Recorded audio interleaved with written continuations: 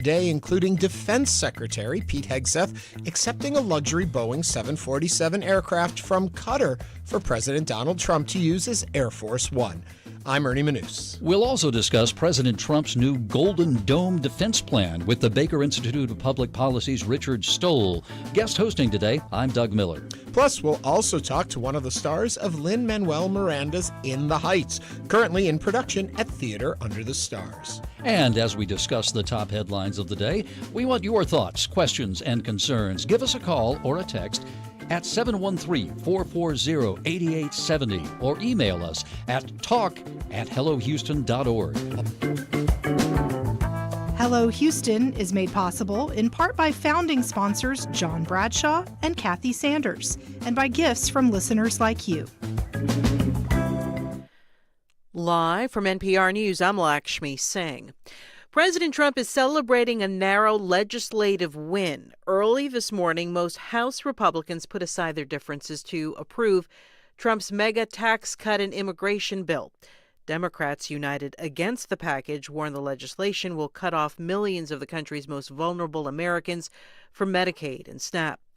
NPR's Claudia Grisales reports on the outcome a day after Trump met with holdouts. House Speaker Mike Johnson, along with President Trump's help, was able to flip GOP holdouts to get the plan passed by one Republican vote. This is a historic moment that we will be talking to our children and our grandchildren about, and everyone will remember.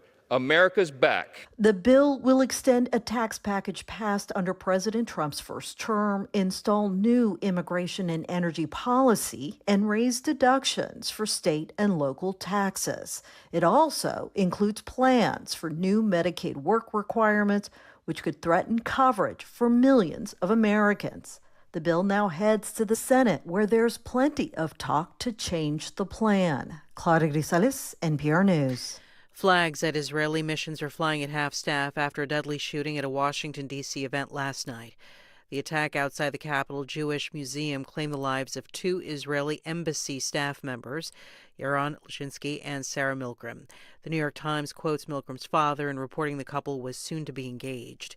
Police identify the gunman as Elias Rodriguez, a 30-year-old Chicago man. Metropolitan Police Chief Pamela Smith says the man was detained by event security and began chanting, quote, "Free, free Palestine."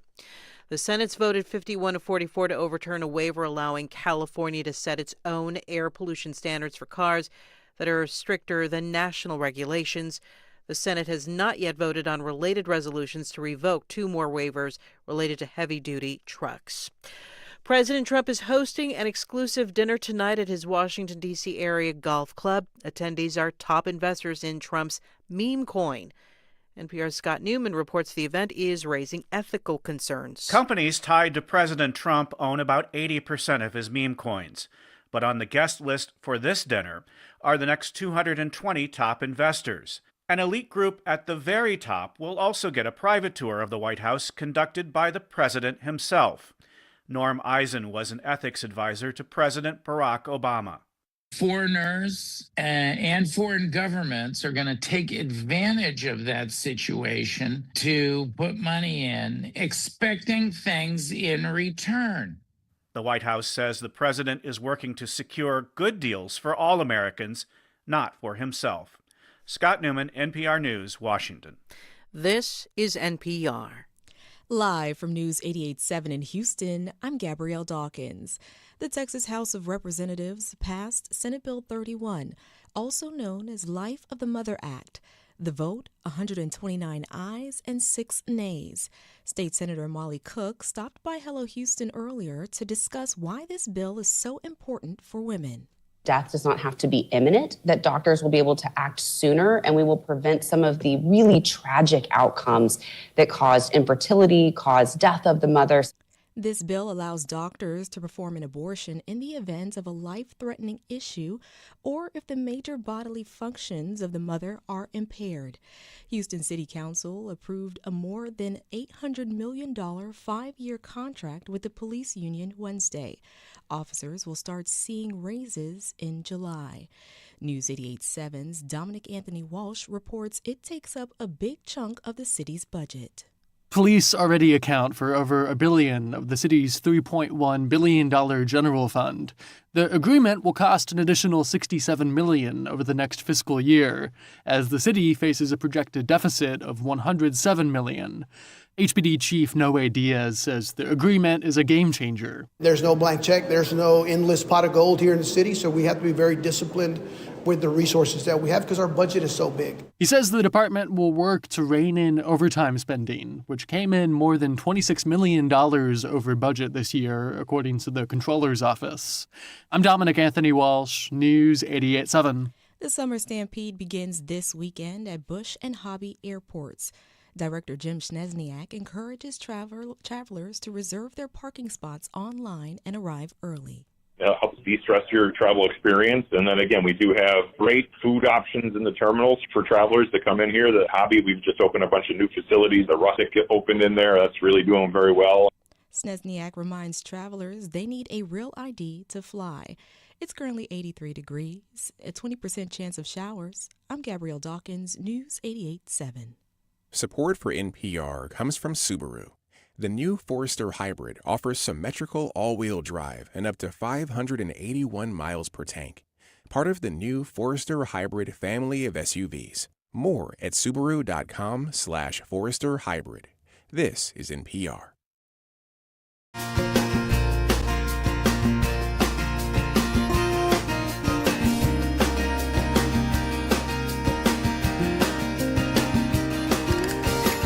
Live from the University of Houston, it's Hello Houston, an open forum on today's biggest stories affecting Houston and beyond. Call now, 713-440-8870, or let us know your thoughts on today's topics by emailing us at talk@hellohouston.org. Now here's your host for Hello Houston, Ernie Manous, Celeste Diaz-Sherman, and Frank Billingsley. You would think from that intro it's April Fool's Day because we fooled you. Frank and Celeste are not here. They've started their 3-day weekend a little early by 2 more days. So we say, hope you have fun with your days off. So I'm fortunate that I get to bring in and share the day with a dear friend of mine, Doug Miller. Hello, Doug. Hey, Ernie, it's great to be on the radio with you. Folks hear the name and they're like, Doug Miller? And you're like, yes, you know Doug Miller, 20 years at KHOU-TV. You were their Washington bureau chief also. You have been, you worked in the Chronicle. But the thing that I keep stumbling toward is you wrote me 3-time Jeopardy champion. Is that a joke? No, really? no.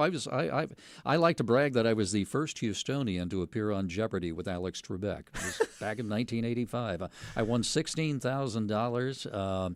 I won for 3 days, lost on the 4th, and they gave me as a consolation prize a refrigerator and an exercise machine at the end. And they, I've known you for years, and I never knew that. That's it's the strangest thing when people hear that. I've done so many, interviewed so many famous people, met presidents, and so on. But when I mention when somebody hears the Jeopardy, they're floored by that. They can't believe that. Well, I'm proving you right things. There. Also, 4 Emmy Awards, 2 Morrow Awards. A pretty nice career. It did okay. Yeah. So you decided to retire. I retired a couple of years ago, and been enjoying traveling the world and just puttering around quite a lot. But when Jack Williams here at Houston Public Media called me up a few days ago and said, hey, would you be interested in coming in, sitting in with Ernie whenever Celeste and Frank are off for the day? I said, yeah, that sounds like fun. Sure. So it's the first time we've been on the air together. Is it? It is. Wow. And this is also sort of full circle for me because the first time I ever appeared on the airwaves in Houston was as a student at the University of Houston radio station back when the station was a little bitty tube-operated outfit on the top of E. Cullen. So it's come a long way since then. Everything old is new again. And talking about things being new, in our new show, in our new incarnation, you can watch us live on YouTube. It's easy. Just go to the YouTube channel, look for Houston Public Media or Hello Houston. You'll find us and you can watch us. Or just go to hellohouston.org and click on the big orange bar. And you can watch us live. There's a chat group that goes on there, and those folks have a lot to say. And they're talking with each other. So we monitor that and bring that into the show, too. So when you're there, like, subscribe, and ring that bell. Now, usually at this point, I would ask Frank, so how's the weather out there? So I want to hear your weather report for the day. It's hot. Back to you, Ernie. Thank you. Okay, coming up this hour, we're going to talk about President Trump's new Golden Dome. What is that? Would it work? How much is it going to cost? We'll have all those answers and so much more. But as always, we start the show by me turning to Celeste and asking for the topics of the day. Today, I'm turning to Doug Miller. Doug, what's at the top of the list? Well, first of all, the Pentagon says that Defense Secretary Pete Hegseth has accepted that luxury Boeing 747 from Qatar that President Trump wants to use as Air Force One. Pentagon spokesman Sean Parnell said the Defense Department will work to ensure that proper security measures are implemented to make the aircraft safe for the president's use. He also said the plane was accepted in accordance with all federal rules and regulations. Of course, Trump's acceptance of the aircraft has faced bipartisan criticism. Trump has defended the gift, reportedly worth $400 million. Qatar reportedly has been trying to sell the aircraft for many years and even flew it to Florida a couple of months ago to give President Trump a chance to check it out and kick the tires, so to speak. So what do you think? Should our federal government have accepted this aircraft as a gift from a foreign power? A lot of people have strong opinions on this. Democrats and Republicans, interestingly enough. Call us or text us at 713-440-8870. Before we even get to discussing it, Alton from Bear Creek wrote, Trump receiving the plane is a conflict of interest. It should not be done.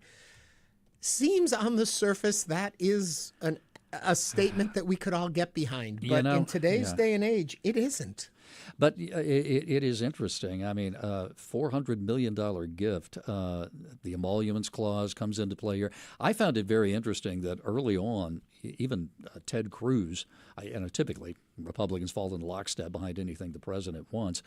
Not the case in this case. There are plenty of people. Laura Loomer, of course, the right-wing influencer, whatever you want to call her, who seems to have the president's ear, says, no way should you accept this gift. I love President Trump. I don't love this, essentially, is what she said. And I guess, of course, those that are supporting it are saying, but it's not a gift to President Trump. It's a gift to the Air Force, to the United States of America. It's our plane. It gets murky because it's supposed to only be used until right before the end of Trump's term, and then they're taking it to the Trump Presidential Library, where then he would continue to use it for personal use. That's where I think it gets even more murky. Possibly. We don't know all the details on that.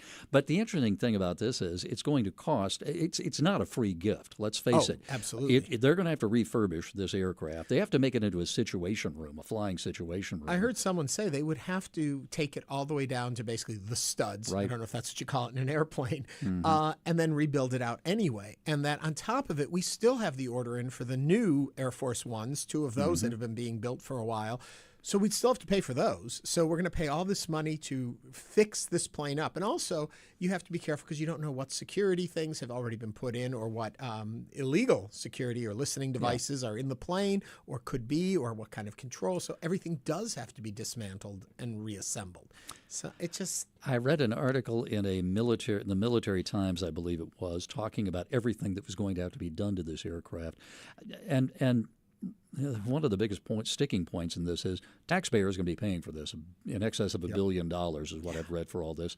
And then afterwards, the next president doesn't get to use it? What's that all about? Right. You know? And I don't understand why, if we're accepting it and it's being retrofitted, if that's the right term for it, why it doesn't become then Air Force One. One would assume it would be. Why does it go to the Trump? Every president doesn't take their Air Force One with them. Right. So anyway, our number here, 713-440-8870. Would you like to wake up Christmas morning with a $400 million plane under your tree? Let's find out what Teresa thinks. Teresa, what's on your mind?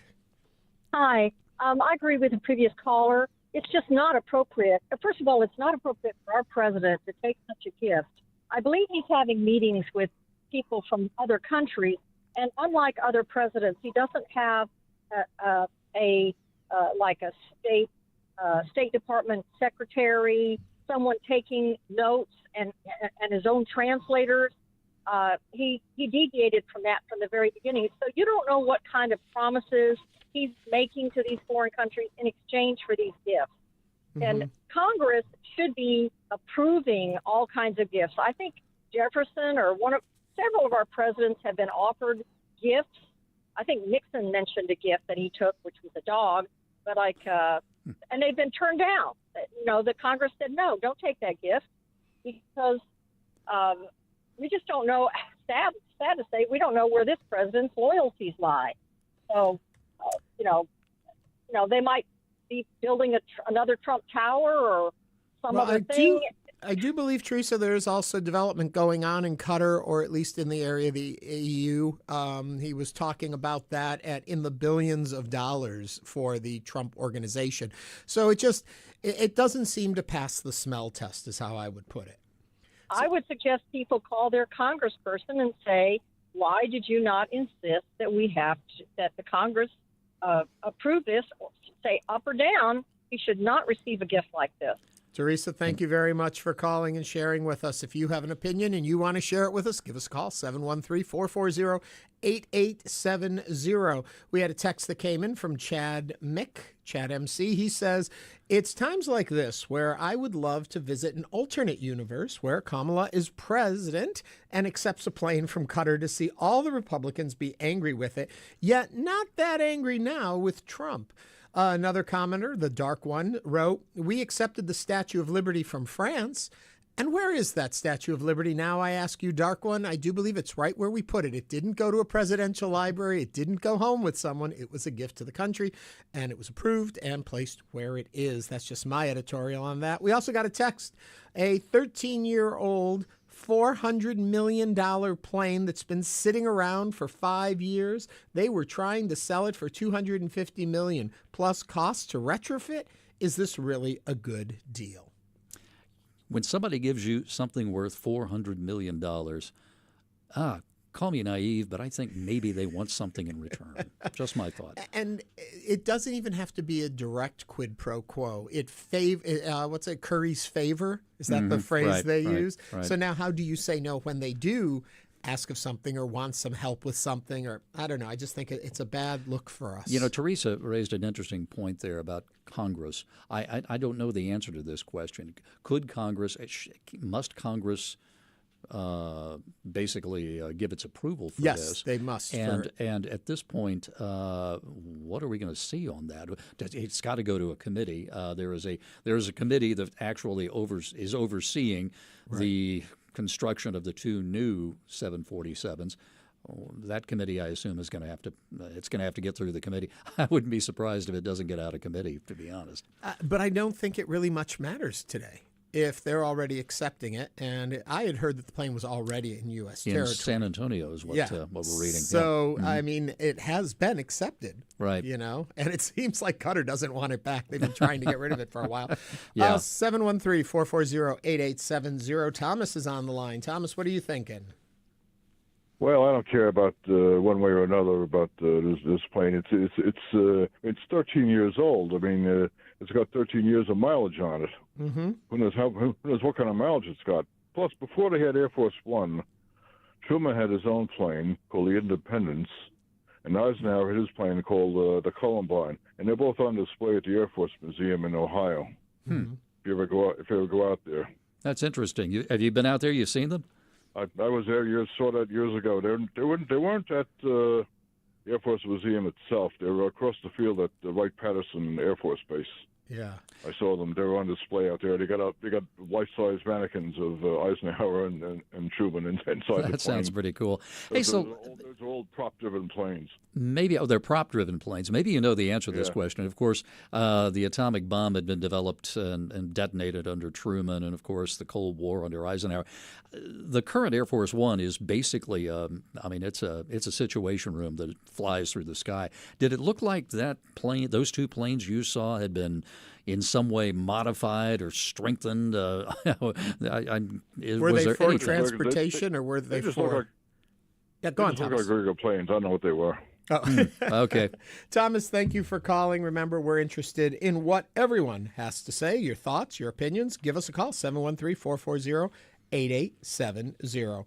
Okay, my story for the day is that the Senate this week unanimously passed the No Tax on Tips Act in a surprise vote, which could boost momentum for an idea floated by President Donald Trump during his 2024 campaign. If enacted, the legislation would create a federal income tax deduction of up to $25,000 per year with some limitations.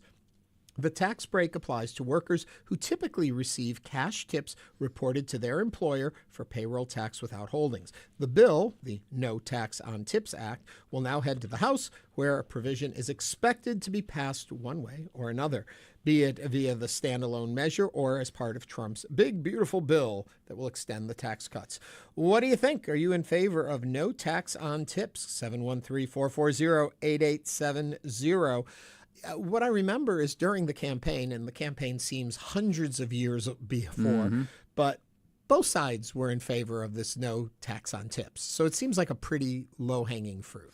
It does, but you've got to wonder what kind of backlash it is going to create among other people. I'm thinking about the folks who work in the kitchen. I'm thinking about the folks who are not facing the public, and I'd like to hear from some people in the restaurant business about this. I've got some friends in the restaurant business, and frankly, I haven't had a conversation with them about it. Is it going to affect in some way the way they compensate their employees?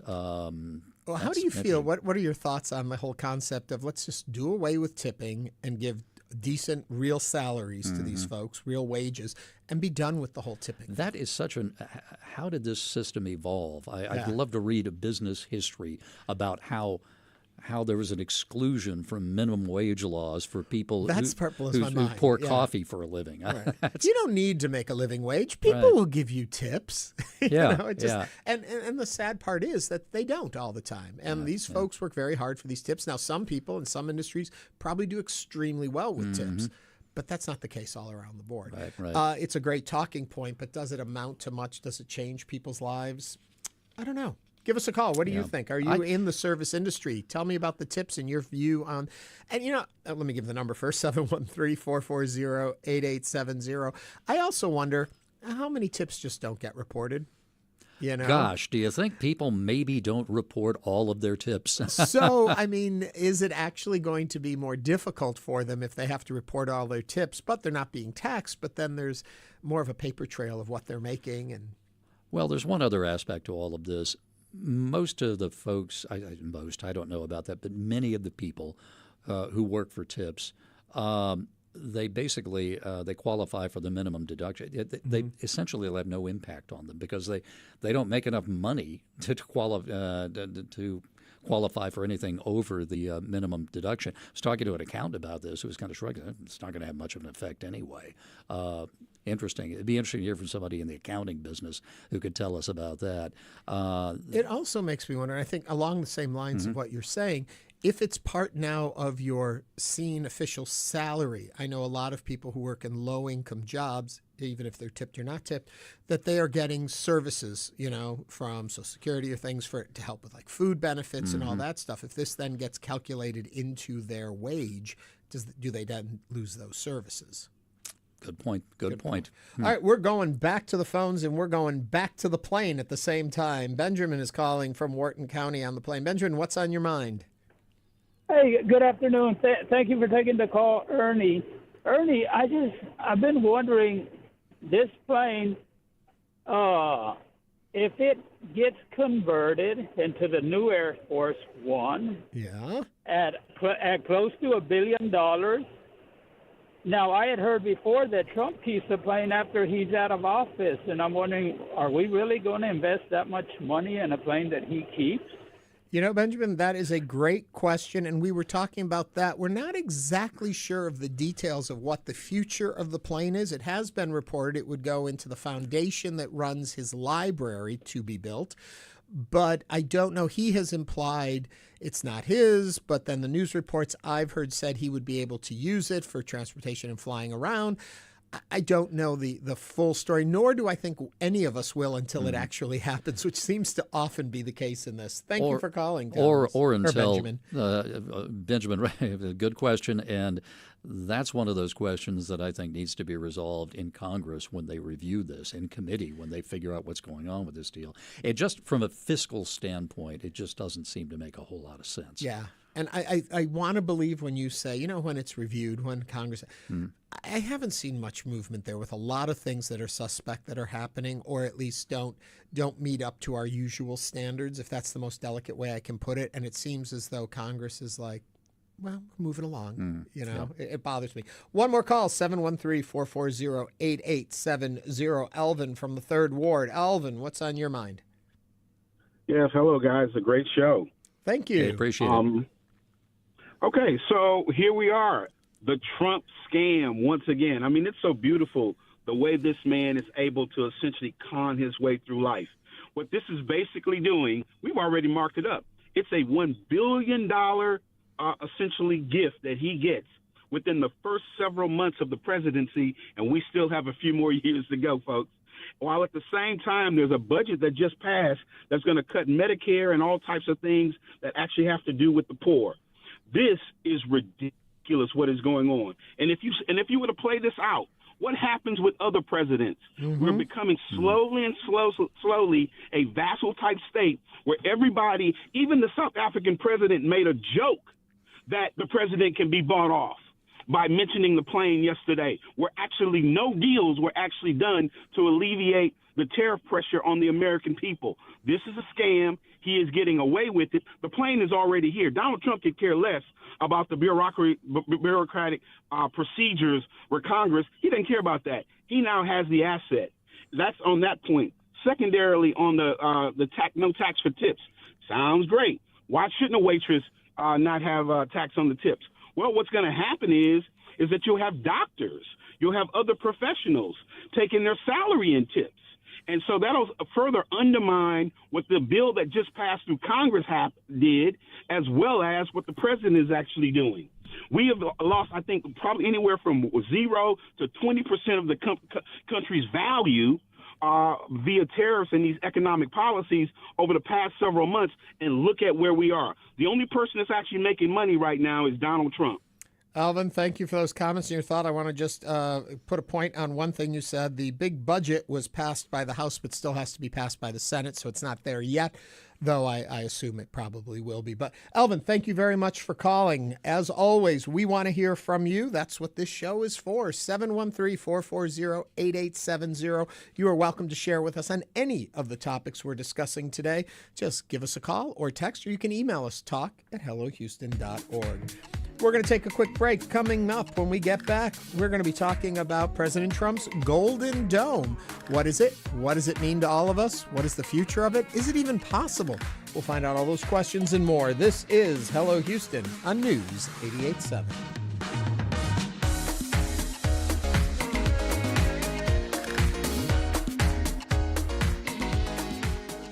What you hear on this station, every report, every interview, every update, is only here because someone like you gave.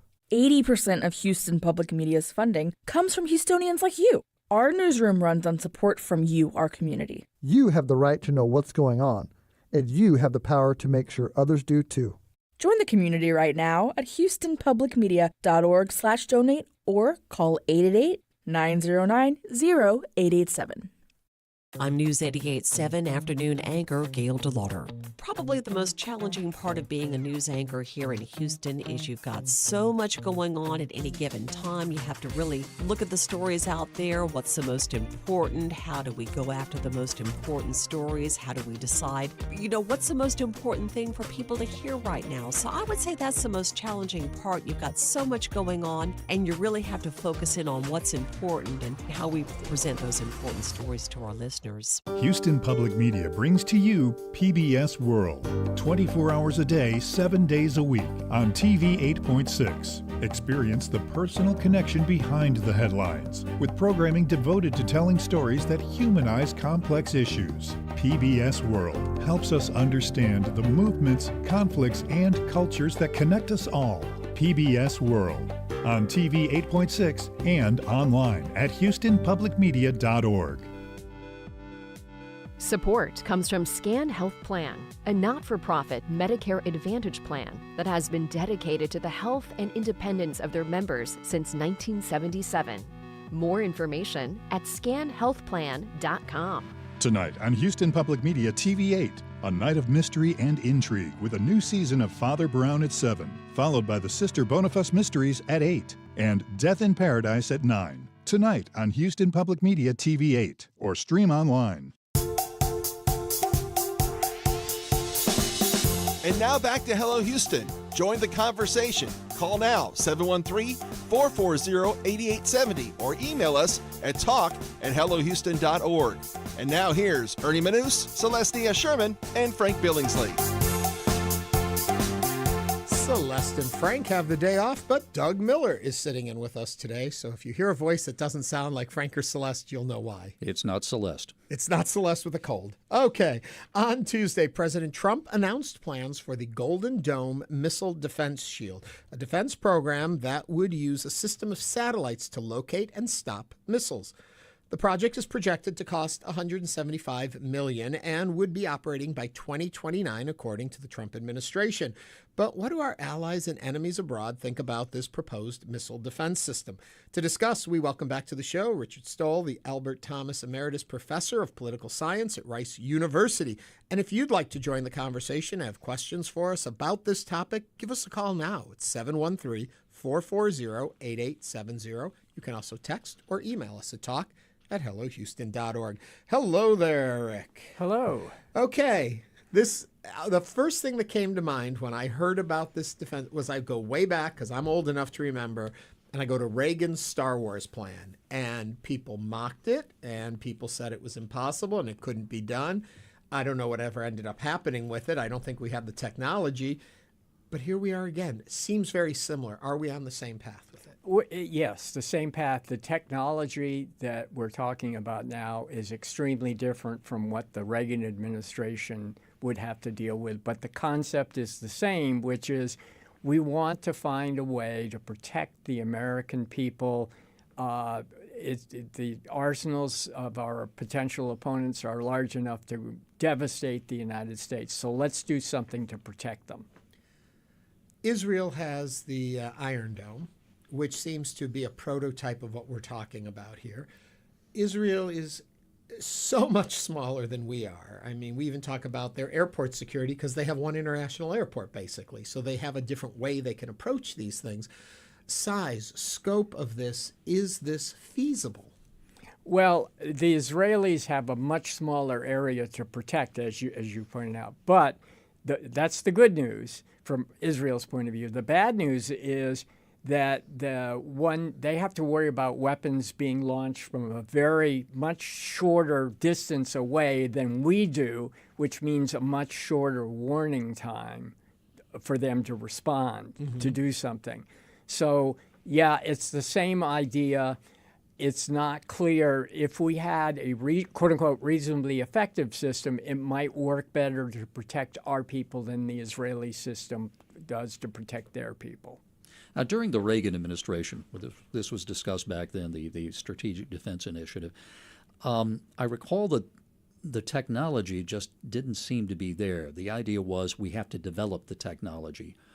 Do we have the technology to do this? What is the technology? Are we talking about ray guns? Are we talking about bullets shooting down bullets? What is it? Well, it's not clear to me what is in Trump's mind for the technology. I think it would, of course, include like missiles shooting down missiles, but we could have ray things and other stuff like that.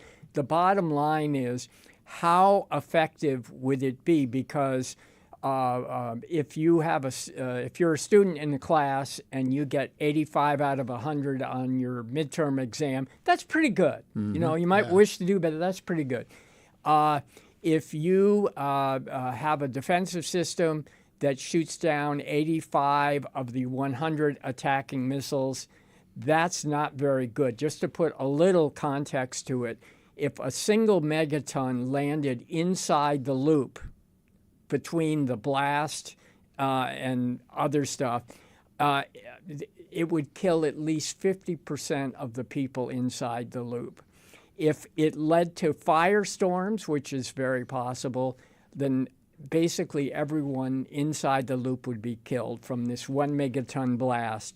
Currently, the Russians have about 700 megatons.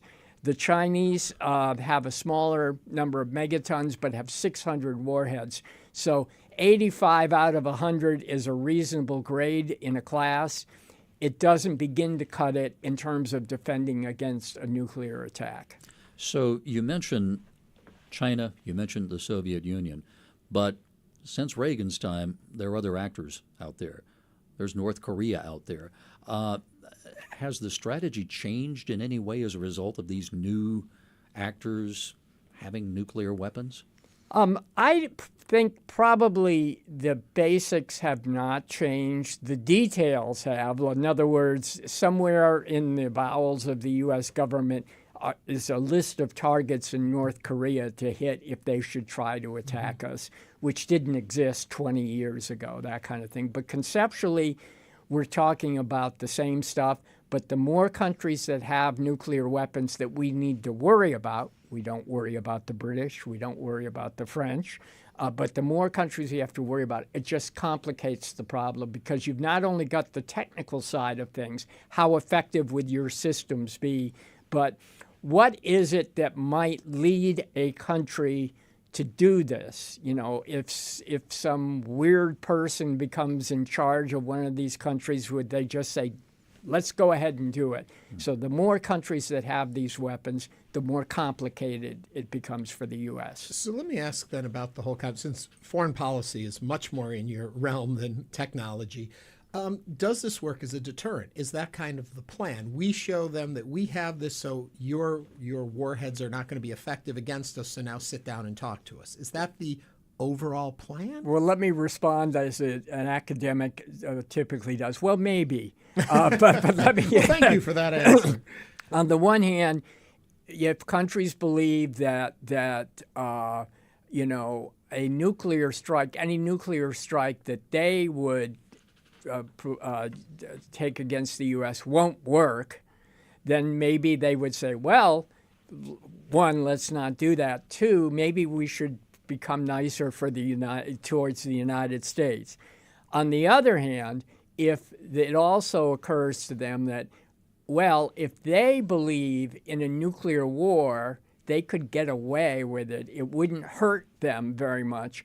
Maybe it would encourage them to start a nuclear war. Mm-hmm. And we, the other countries, need to deal with that. And maybe some of the things they might do to deal with that would not be things that we would like. Could it lead to the development of new warheads, new ways, new weaponry? Right. Because now you've got to, okay, we can't send our missile, but we can do this and that. Yeah. Does it create a new arms race? It very well could. And part of what might happen, for example, is a country might say, well, if the U.S. does this, we won't have a good way to deliver nuclear weapons. But you know what would work? Biological weapons.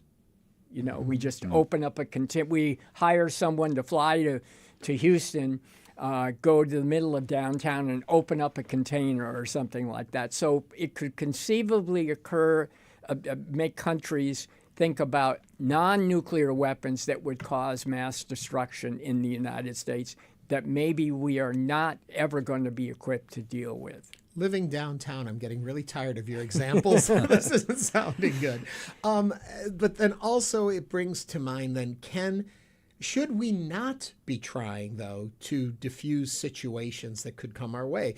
If we can find the technology and the ability to protect ourselves this way, why not do it? What's the other side of this argument? Well, as I say, I think there's two arguments in opposition that have to be considered. You may still decide to go. The first is, would it provoke someone to go and do something before we have these systems fully in place?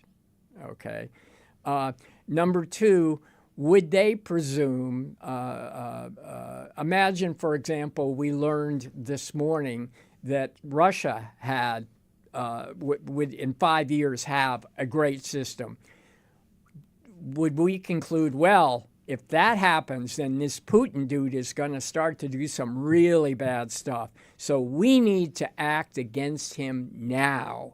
Would other countries make that same argument about the United States? Mm-hmm. We need to come after them before they have this system in place. So it could provoke a nuclear war. In principle, yeah. I'm not saying it would, but it's certainly an argument that we have to think about. The number here is 713-440-8870. If you have a thought, opinion, want to share with us, James from Kingwood is on the line. Rick, you're going to have to put on your headphones to hear James. James, take it away.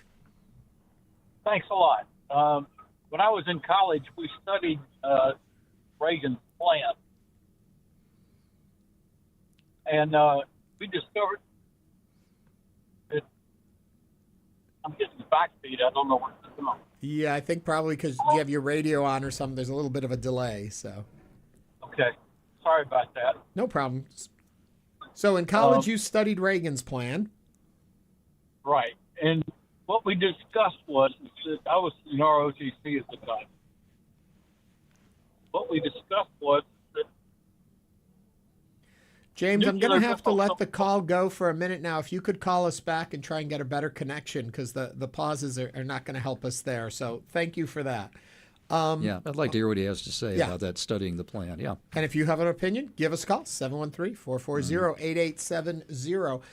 I'm curious, though, when you look at what's going on then with foreign policy across the board in this administration right now, and the idea that, yes, we need something like this, I think is speaking to the bigger picture of where we are with other countries on this planet. Yeah, I mean, I do think that, you look around at Russia, at China, on a smaller scale, North Korea, and say, these are countries that think bad thoughts about us.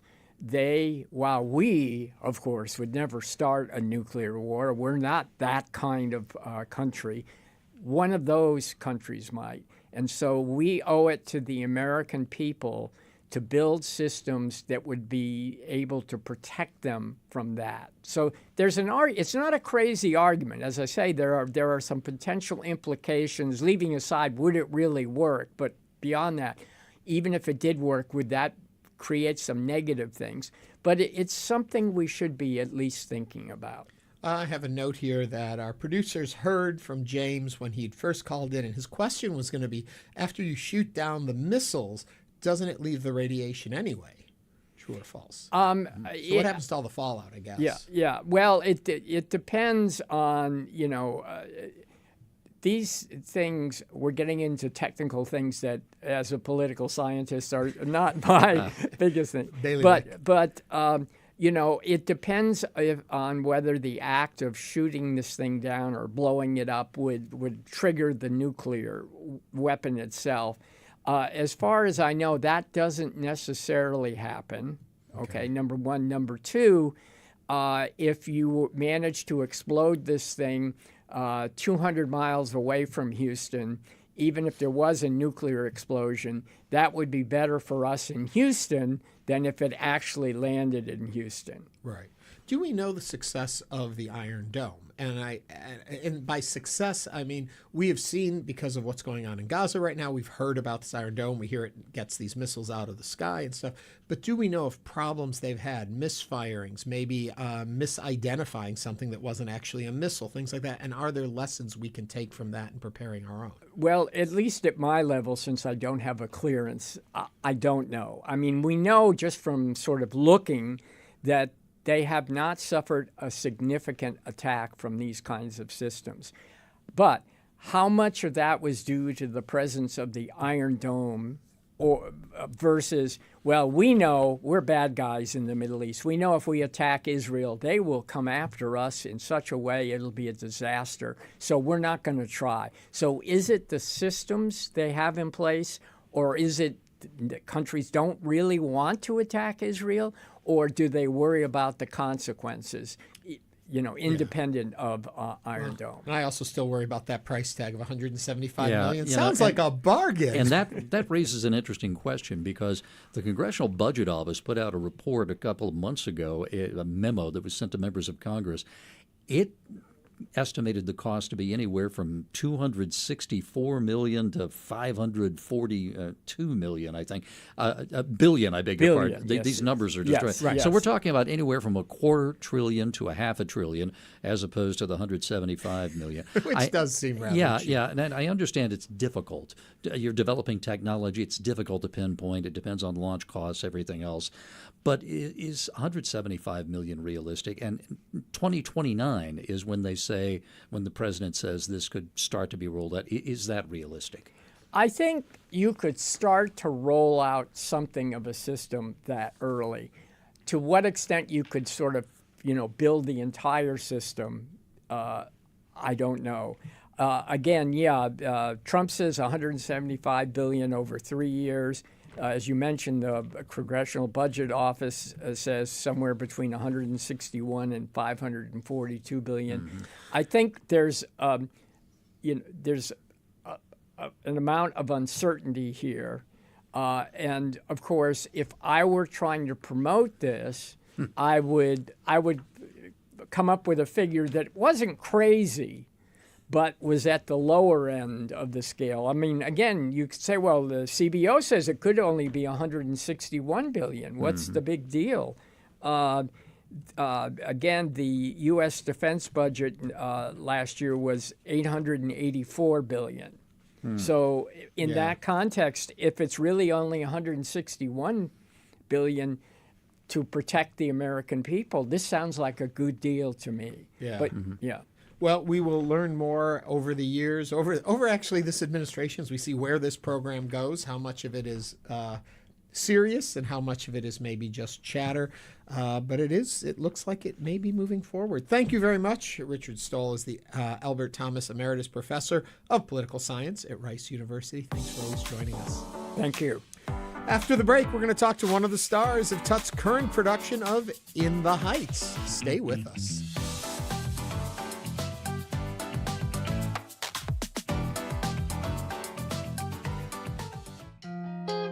I'm Asma Khalid. Beaches across the world are littered with plastic. Along the shores of Lake Michigan, researchers are deploying high-tech dune buggies to try to scoop up some of that trash. It's where the biggest question I get is, do you find a diamond ring? It's the number one. Never. Not yet. That's next time on Here and Now. You can hear it this afternoon at 1 p.m. Did you know 80% of our funding comes from listeners like you, right here in Houston? That's why your support is so important. When you give to Houston Public Media, you're investing in trusted news and educational programming that millions depend on daily. Every dollar you give makes a difference, ensuring this public service stays strong for everyone in our community. Help us support this mission. Give today at houstonpublicmedia.org or call 888-909-0887. Support comes from HealthLink Advisors, preparing hospitals for cyber attacks and resulting downtime, with clinical-led business continuity services designed to ensure continuous patient care and operations. More at healthlinkadvisors.com. Support comes from Houston Grand Opera, opening the 25-26 season with Porgy and Bess, featuring music by George Gershwin, blending jazz, blues, and spirituals. Select dates available now at hgo.org. Support for Houston Public Media comes from Medical Bridges, where 95% of all support goes directly to humanitarian efforts. Since 1997, they've helped strengthen healthcare around the globe. More at medicalbridges.org. Support for Houston Public Media comes from UpReach Learning, offering summer academic boot camps designed to improve students' learning skills over the summer. Programs available for K through 12th grade. Registration info at upreachlearning.org. And now back to Hello Houston. Call now, 713-440-8870, or email us at talk@hellohouston.org to get your comment in on today's topics. Here's Ernie Manus, Celeste Diaz-Sherman, and Frank Billingsley.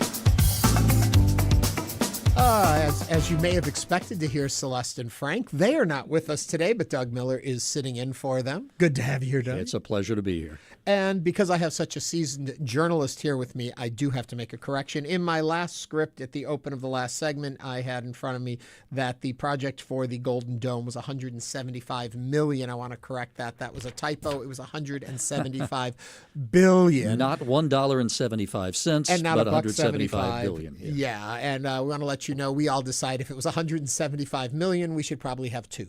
But it wasn't, so there you go. Okay, Theater Under the Stars production of the hit Lin-Manuel Miranda musical In the Heights is at the Hobby Center now through Sunday, June 1st. Set in the vibrant streets of New York City's Washington Heights, and the musical follows Usnavi, a spirited bodega owner striving for a brighter future in a neighborhood full of love, energy, and unstoppable rhythm. Playing the role of Kevin Rosario in this all-new production is Ceasar Barajas.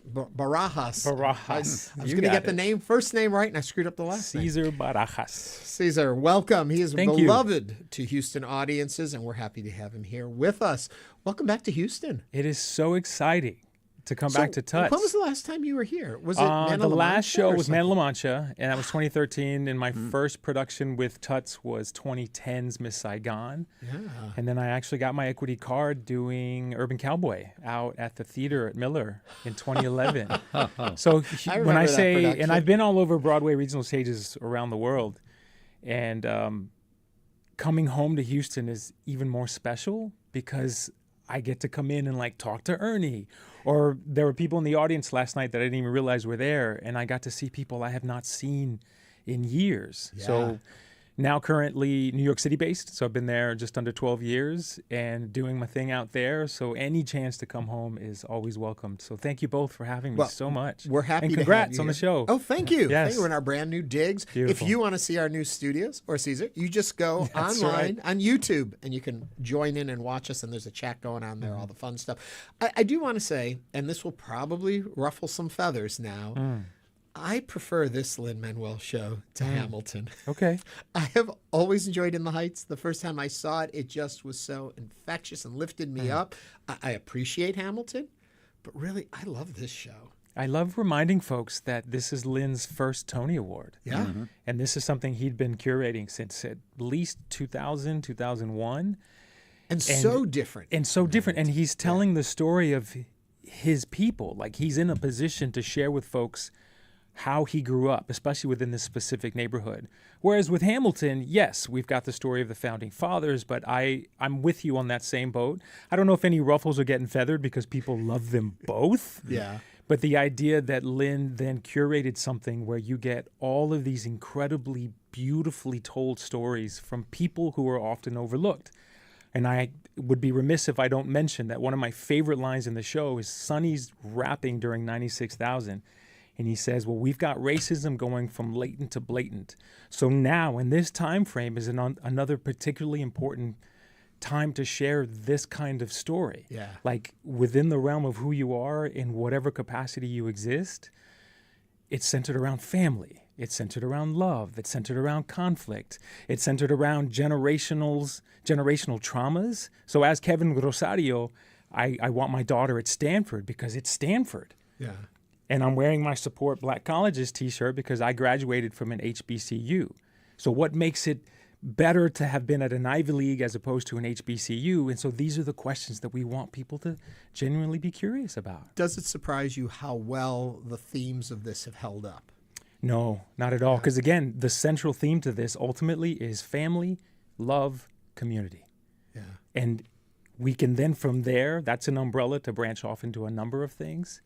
And so if we're not talking about the matriarch Abuela Claudia, then we're talking about how here are these incredible group of people in this particular neighborhood, in El Barrio, who then take care of each other. And so I think that that's missing from a lot of what we kind of are involved in now. But the idea that like I can come back, be a part of a show, be a part of this family, and this cast, Ernie, are you coming to the show? I am coming to the show. I'm not going to miss it. Of course. Doug, are you coming? Of course. Would love to see you both. The cast is spectacular. Yeah. And it is truly a family. What fascinates me so much too, and I'll let you talk, Doug, too. I just get so excited, is the fact that it is so different from Hamilton, and it comes from the same creator. And it makes me think, so what else is he going to do? Because he can change genre and style so completely and yet master each area he hits. It fascinates me for him as an artist to create this kind of work. Isn't it beautiful that his form of storytelling then encompasses everything? Hip hop, rap, Latin music, salsa, classical musical theater. Like there are references, of course, if you all don't know, like Easter egg style in Hamilton, where he pays homage to Sondheim, to Jason Robert Brown, Notorious B.I.G. So he's covering the gamut of, I think, everything entertainment-wise, and very excited to continue to follow him. I mentioned that people can watch us on YouTube, and there's also a chat group that goes on there, and I have a comment that came in from Alex Garza, who says, "Hi, Caesar. How did you connect with Kevin's sacrifice as a father and business owner, and what personal experiences shaped your portrayal? It's a fantastic question. Thank you for asking that. Kevin is really the only patriarch in the show that's highlighted, and he's at odds because his daughter wants to go to school. And so there's a number of things, no spoilers here, that he then does without talking to his wife. He just kind of goes off on his own. But he's from that place as a human where generation before him and the generation before that, and it's highlighted in my solo, he's held to a particular standard. So I'm in a position where, as a first-generation American, I'm the son of Mexican immigrants, there was an expectation. So my parents were very much like, you're going to get a real job. You're going to go to med school. I don't know if you remember, I spent 7 years in the Navy. Mm-hmm. So I've been performing professionally since I was 15. I started here at Astroworld in high school. I was in a Bugs Bunny costume dancing around. And Which then, I still think was some of your best work. Just saying. And I'm sure that was a cool costume. oh my gosh, Texas heat, Texas. Texas summer, R.I.P. Astroworld. But the idea that it wasn't until 2013's production of In the Heights. So the first time I did this, I played Graffiti Pete, and I got to associate choreograph the show. It took 20 years of performing professionally for my mom to finally say, okay, I get it. So what I'm pulling from are those arguments. Like, I'd invite mom and dad to see the show, and they've been all over the world with me. And they'd be like, great job. So you know your brother's hiring, or you know you can probably get a real job, or you can go work corporate. And so the idea of the pressure that are put on the generations before us, not realizing that what we're carrying generationally, systematically, are these traumas that may affect the body. And that's what I do when I'm not performing. I now teach breathwork, meditation. I'm a breathwork specialist for rehabilitation. I'm a facilitator for men's support groups. So I love that Kevin in the show does find a moment to break that chain, and he becomes a cycle starter, not just a cycle breaker. So your role in the movie In the Heights was portrayed by Jimmy Smits. Yes. Just saw hands Mad go up over homage to Jimmy Smits, yes. I wonder, when you see his performance, or when you see the performance of any other playing a character you've played, do you look at it, how do you react to it? Do you say, I wouldn't have done it that way, I would have done it this way? How do you react to other performers playing a role you play? Thank you for asking that, Doug. My wife often jokes that she doesn't like watching movies with me because I'm hypercritical, because I'm in the business. So television, film, Broadway stages across the country, voiceover, choreographing, commercial dance world, concert dance world. So someone like Jimmy, who's been around and is a testament to what an incredible performer is, I would pull from. But of course, I would watch and say, you know what, I may do something different. And I was telling Lisa, our PR manager at TUTS, that even last night during the show, I discovered things. And so I'm certain that even Jimmy Smits, the wonderful, the great, I pay homage to great Jimmy Smits, would find ways to discover new things. And that's the beauty of live theater. So I go in with a set plan, but I know that the charge from the audience is going to affect things. I messed up a lyric last night. How do I cover that up and not fumble? I messed up an entrance. I was telling Jennifer, our producer, our wonderful Jordan Leal. So Jordan Leal is local, Houston born. This young woman is 10 feet tall on stage, and I'm listening to one of her solos, and I was so lost in her singing that I was backstage, eyes closed, just chilling.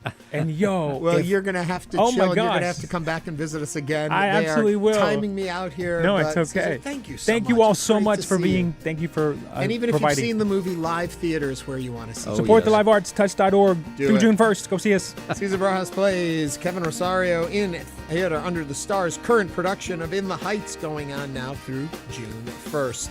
Coming up on Hello Houston, we'll discuss a scandal involving the Texas lottery when we continue with more after this. Stay tuned. There's more Hello Houston on the way with Ernie Manous, Celeste Diaz-Sherman, and Frank Billingsley. For the latest in local news, subscribe to the Hello Houston daily newsletter at HoustonPublicMedia.org. Hello Houston is a production of Houston Public Media. The opinions expressed by the guests of this program are solely their own and do not represent the views of management, staff, or underwriters of Houston Public Media. This is News 88.7. Support comes from Chariot Energy, delivering a range of electricity options for Texas businesses, large and small, offering custom plans for large businesses and web portal access for the entrepreneurs. Details at chariotenergy.com. We have a slight chance of an afternoon shower. The high today 95. It's 85, and this is your NPR station. KUHF, Houston, News 88.7, a service of the University of Houston. It's 12 o'clock. Just ahead on this hour of Hello Houston, we continue diving into today's top stories. House Republicans passed President Trump's big, beautiful bill after an overnight session. What does it mean, and what comes next? I'm Ernie Manous. We'll also talk with Houston Chronicle investigative reporter Eric Dexheimer, who blew the lid off the Texas lottery scandal. Guest hosting today, I'm Doug Miller. Plus, we'll also dive into the special summer movie edition of Our Current Obsessions, our regular Thursday feature where we share our pop culture recommendations. Give us a call or text us at 713-440-8870 or email us at talk@hellohouston.org. You can also watch us on our YouTube channel. Just go to houstonpublicmedia.org and click the big orange banner. Hello Houston is made possible in part by founding sponsors John Bradshaw and Kathy Sanders, and by gifts from listeners like you. Live from NPR News in Washington, I'm Lakshmi Singh. An investigation is underway into last night's fatal shooting outside a Capitol Jewish Museum event in Washington, D.C. A young couple who worked for the Israeli embassy were killed. Attorney General Pam Bondi says security's been increased at the site of the attack. Our U.S. Marshals are working hand in hand to make sure the embassy is safe, our ambassador is safe.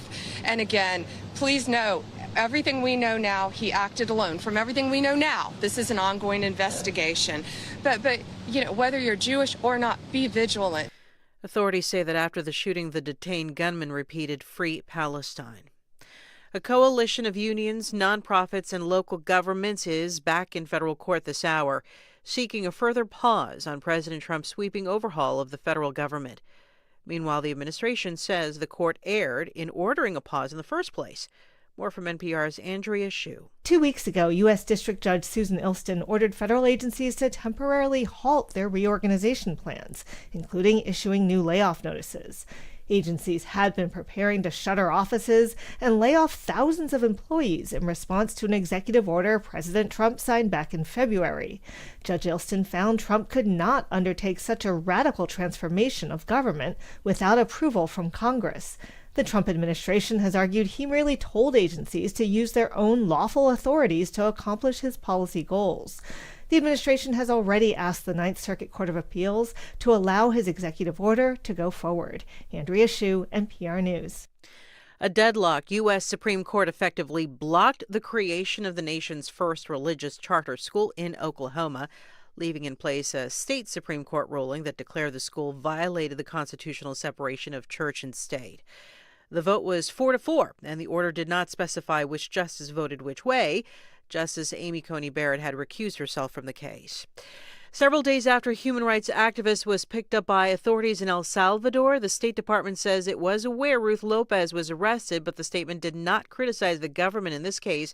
Here's NPR's Michelle Kellerman. We refer you to the government of El Salvador and their authorities. That's how the State Department responded 3 days after NPR asked about the arrest of Ruth Lopez. Lopez leads the anti-corruption and justice program for a human rights group called Cristoso, and she's an outspoken critic of Salvadoran President Nayib Bukele.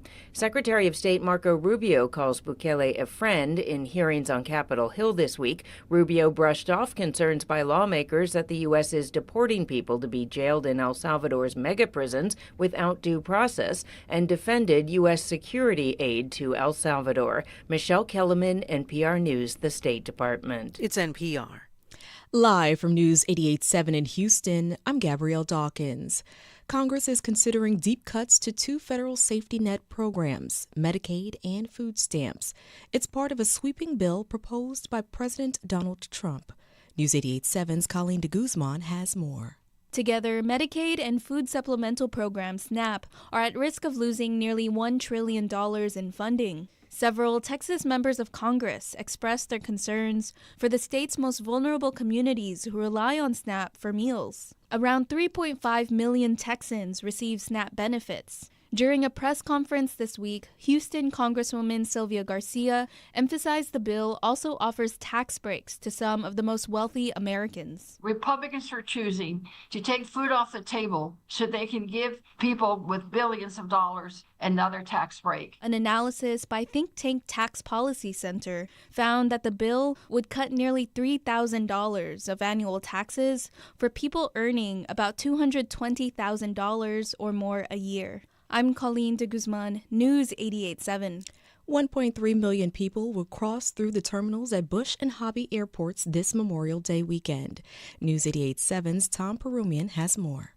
The big push begins Thursday night as many people are getting out of town early. Airport Director Jim Cesniak reminds people parking at the airport you can reserve a spot. Our parking facilities are going to get pretty full. And so if you reserve your parking, not only do you have the peace of mind that there's a spot here for you, we also offer a discount for people who reserve in advance. So just go to the airport's website and you'd be able to reserve your parking spot. Cesniak also says for people picking up travelers, you can only stop to pick up when your traveler is at the curb. Now there's cell phone lots at Hobby off Airport Boulevard. Bush has 3 cell phone lots on JFK Boulevard, Will Clayton Parkway, and on the terminal property. And remember, Real ID is mandatory for air travel. I'm Tom Perumian, News 88.7. It's currently 85 degrees. I'm Gabrielle Dawkins, News 88.7. Support for NPR comes from NPR stations. Other contributors include Made in Cookware. Made in Cookware is crafted by chefs for use in restaurants and home kitchens around the world.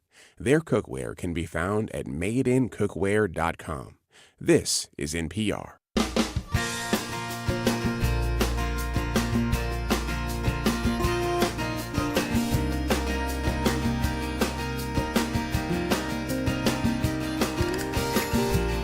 From Houston Public Media and News 88.7, it's Hello Houston, an open forum on today's biggest stories affecting Houston and beyond.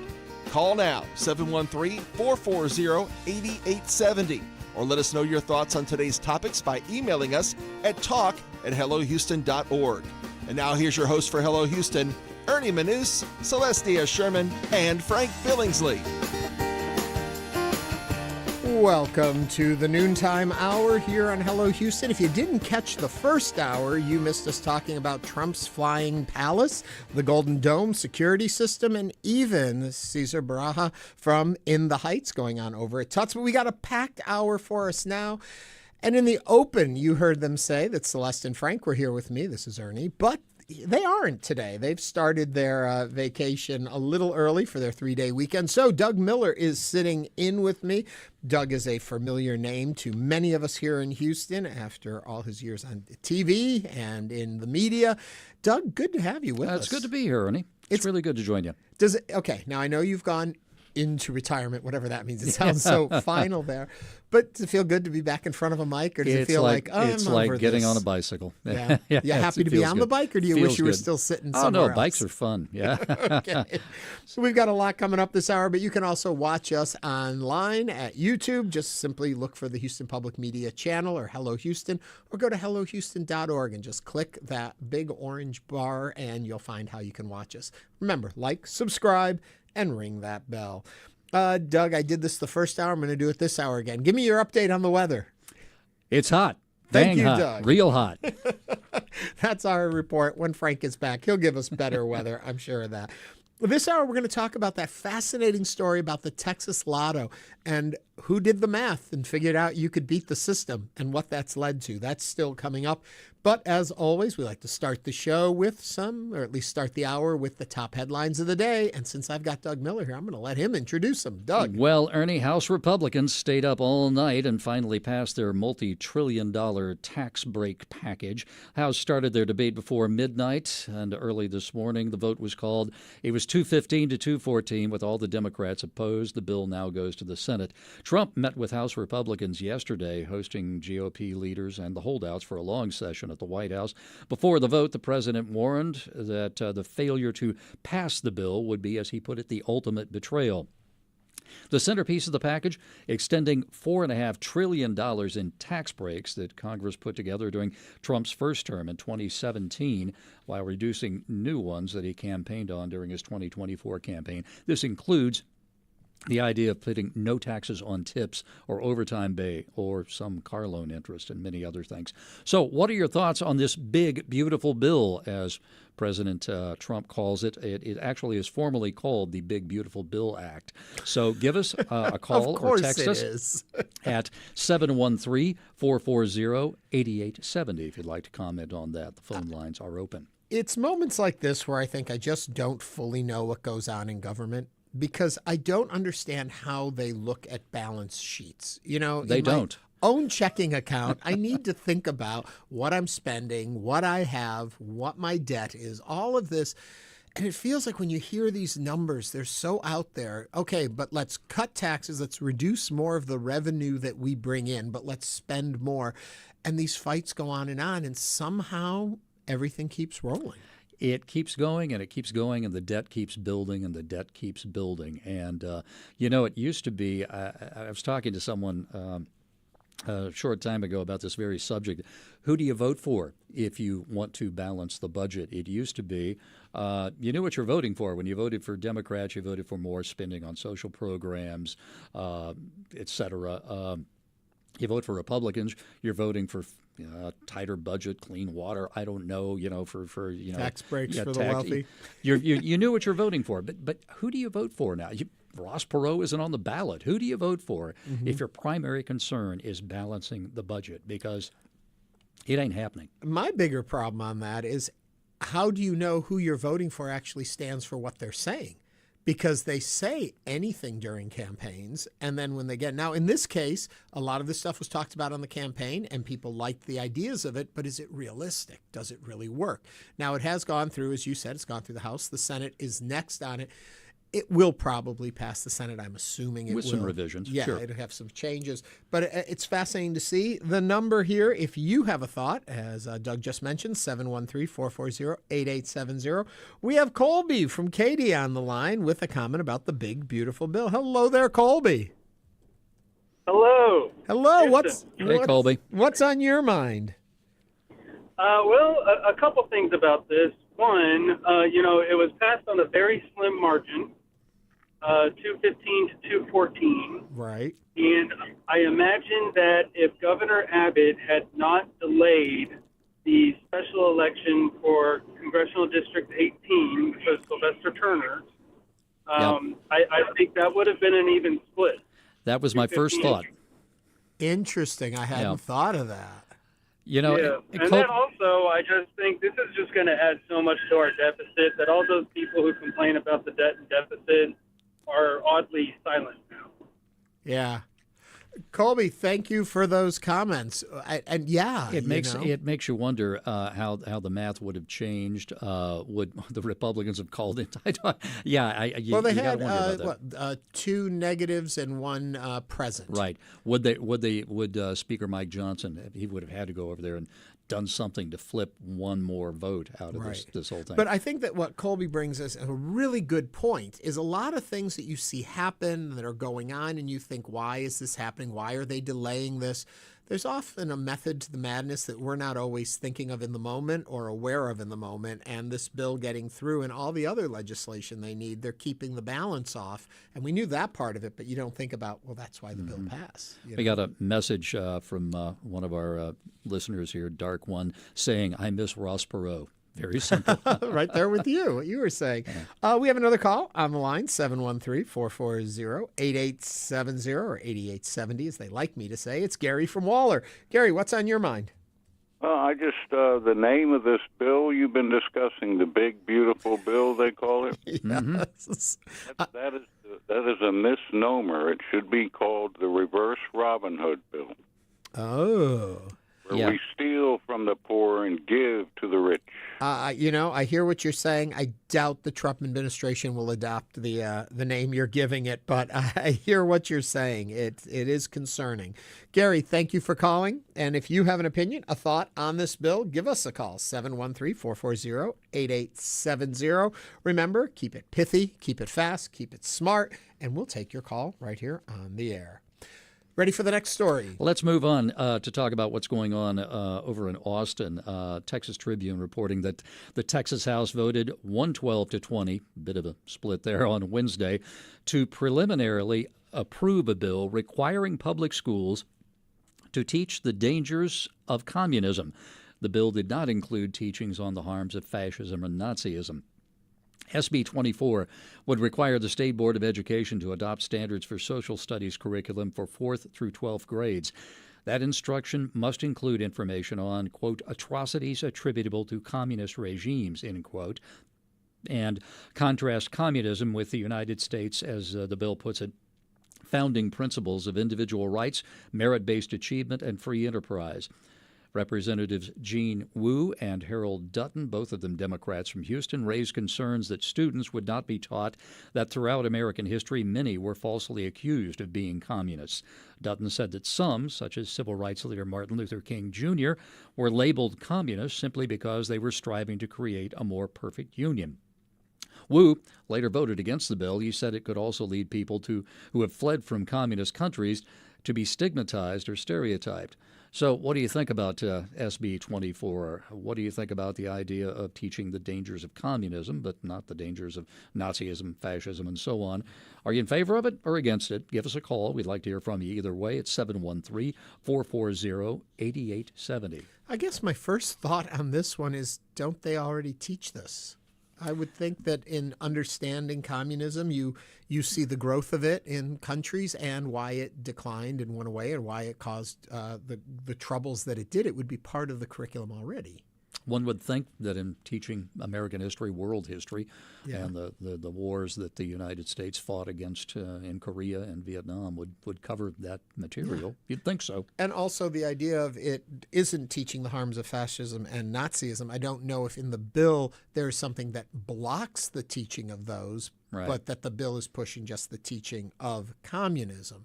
So I'm curious about the fine details of it. I do wonder why specifically whoever proposed this legislation brought up communism. Why is this a subject now? The Cold War is over, but now it's returning with Russia. Seems like a throwback to the 50s. To an earlier comment I made, sometimes we don't understand the method to the madness until it is revealed later on down the road. I can make some assumptions as to why I would think suddenly there's this push to talk about communism and how destructive it is as we move towards such a strong capitalistic model, even in our government, about profit and making more money, that maybe there's something at play there.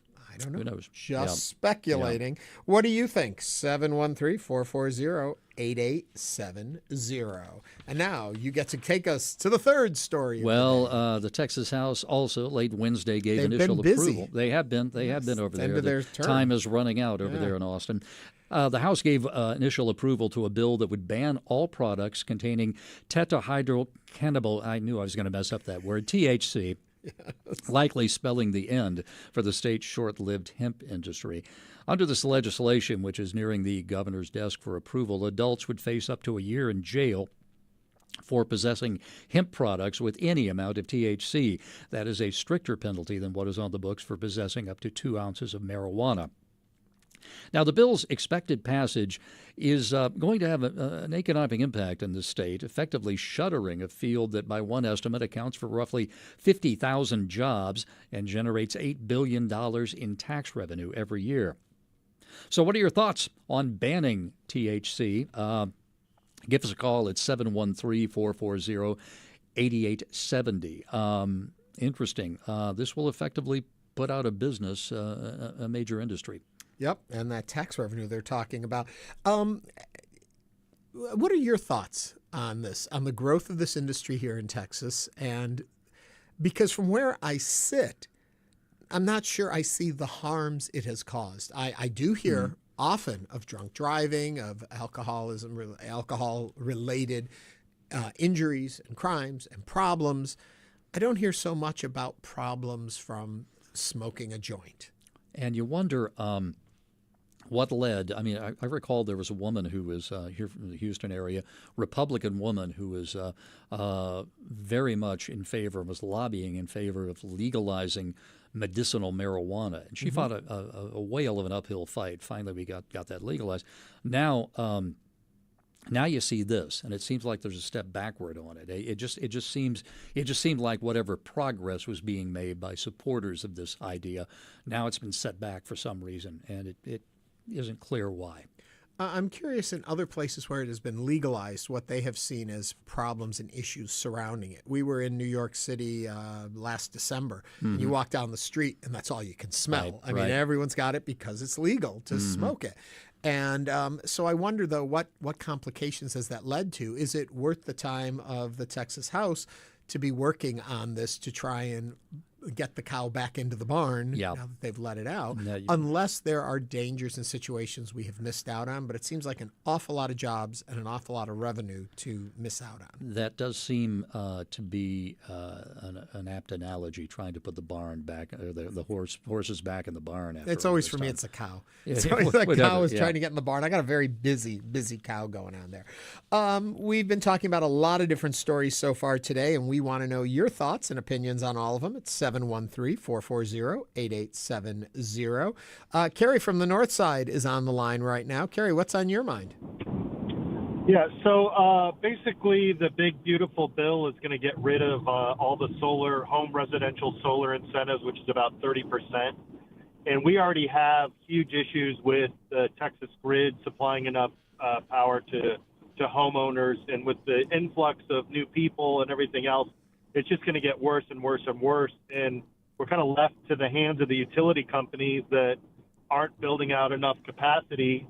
And so this bill is just going to destroy the residential solar industry. I mean, it's a hard enough sell with the 30% tax credit. Without it, who knows what's going to happen? So we're just digging a bigger hole. We'll have less capacity on the grid and less renewable sources for energy for us. So it's a terrible thing, relies on those jobs.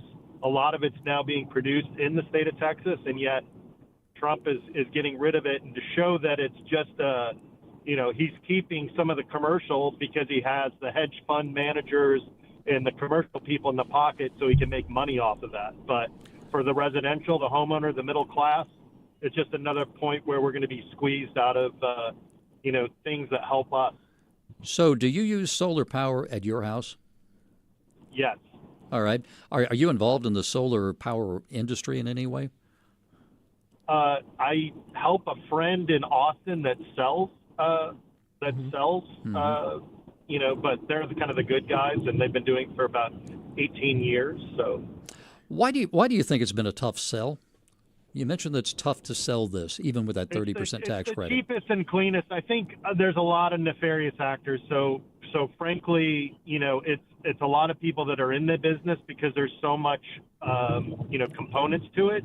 When you install solar, you have to make sure you're getting the right system and the right payback and the right ROI. And so a lot of people that are, it's not as consumer friendly as it needs to be. If you're dealing with an unreputable company, they can take a huge advantage of the consumer. So you really need to do a little bit of homework to make sure you're dealing with the right company. But if you get the right company, it's the cheapest and cleanest power that's available right now.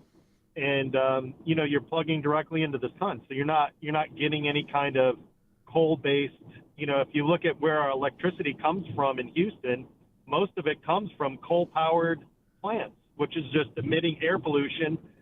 Austin and Houston have some of the worst air in America already. So we're just going to do something that sets us backwards in terms of innovation, progress. It's very frustrating. Carrie, thank you for your thoughts on that. 713-440-8870. We've also been talking about the teaching of communism in school. Gianna is on the line. Gianna, what's on your mind? Hi there. Can you hear me? I can. Okay. I just think that teaching against communism in the U.S. just goes far beyond just teaching American individualism. I think it's definitely tied to propaganda, political rivalry, especially with China. Like, instead of showing it as a balanced view, like you were talking about, teaching about the dangers of fascism, communism, and Nazism, it's just to push this narrative against China that it's a threat that we see, like, especially with like the banning of TikTok. It just continues that. Yeah. Gianna, thank you very much for your thoughts. We also got a text that said, what about teaching the evils of capitalism, child labor, ultra poor, continued oppression of the working class? That came in for us as a text. When you do send us a text, though, often we ask, put your name or an ID so we can identify you when we talk about it. We have another call on the line. It's 713-440-8870. It's Connie from Pearland. Connie, what's on your mind? Well, I was listening to the prior comments. I agree with the woman that just spoke. Mm-hmm. And I also agree with Perry about the solar energy. But I wanted to say something about communism, teaching communism in the schools. I'm going to go far out with that and say that then emphasizing that in the schools, and the parents, some parents may be involved with the children, you know, with their homework or what they're learning, and so that it will be easier to start accusing people once again of being communist. Mm-hmm. So you worry of another Red Scare coming? Within the United States, yeah. Interesting point, Connie. Thank you for sharing that with us. Again, the phone number here, 713-440-8870. Doug from the Woodlands is on the line. Doug, what's on your mind? Yeah, just 1 second. Sorry, I need to put something down. Yeah, second up groceries. I'm 76. I grew up in the Bay Area. During the Vietnam War, if we opposed the Vietnam War, we were accused of being communist. Most people don't even understand what communism is, and they confuse it with socialism. Basically, we shouldn't be deciding what's good and bad. We should be teaching kids the various economic systems, the various political systems, and let them draw some of their own conclusions. Doug, thank you for your comment. 713-440-8870. It's a good point that, you know, if you give the facts of the situation and you introduce these different forms and their histories and what the outcomes were, I think it kind of oftentimes speaks for itself. Legislating that you have to go after a particular philosophy or theory and pushing it in a certain way, I think that should be left to our educators to decide how we teach our history. One of our listeners, Kelly Leahy, wrote in a few minutes ago saying world cultures in 6th grade teaches all the main types of economic and political systems in the world. And she says she's also thinking it's taught at a deeper level in high school world history.